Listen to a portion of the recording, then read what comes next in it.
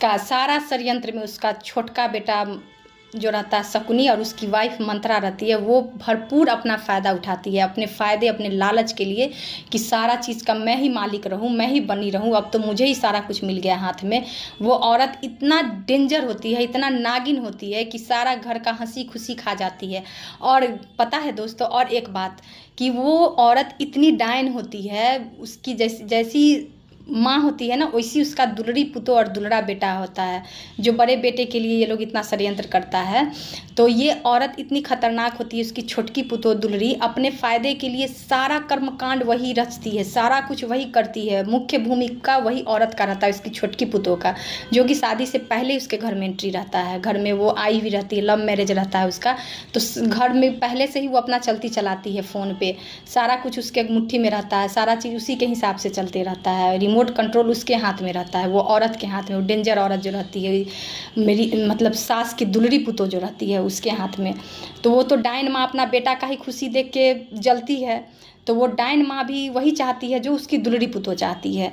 तो दुलड़ी पुतो उसकी क्या करती है, सारा षड्यंत्र रच के ये लोग को, और बाद में क्या बोलती है अपनी सास को, वही ना चाहती है कि ऐसे से ऐसे करना है और ऐसे उसको बदनाम करना है। तो वो डायन औरत क्या करती है, डायन माँ और नागिन की तरह उसकी बहू जो रहती है खतरनाक, वो इतना मीठा मीठा बोल के सारा सब जगह पे अपने आप को एकदम आदर्श बहू बना देती है। और बड़ी बहू को ये लोग क्या बना देता है, विलेन, कि बदमाश है, खलनायिका, मतलब खुद खलनायिका रहते हुए भी इतना षड्यंत्रकारी और घटिया चाल चलन वाली रहती है कि विलेन किसको बना देती है, बड़ी बहू को, जो बड़ी बहू को ही रहने नहीं आता है अच्छा से, उसके साथ कितना गलत करता है, घटियापन चाल चलती, ये सब किसी को नहीं बताती है, और लेकिन विलेन जरूर बना देती है बड़ी बहू को।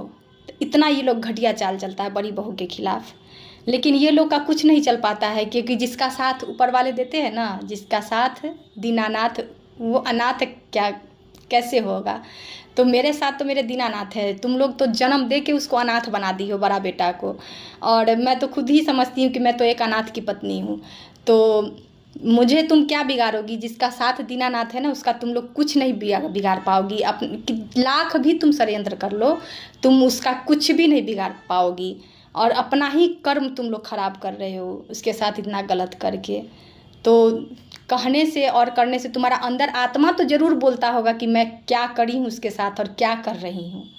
इतना तो ये डायन माँ को, जो बड़े बेटे की डायन माँ और छोटे बेटे की डायन अच्छी माँ रहती है, बड़े बेटे के लिए तो वो डायन है, जो उसका खुशी देख के उसका खुशी खाना चाहती है, उसको देखना तक के पसंद नहीं करती है दोस्तों। तो वो औरत को मैं क्या ही बोल सकती हूँ, इतनी घटिया औरत वो होती है।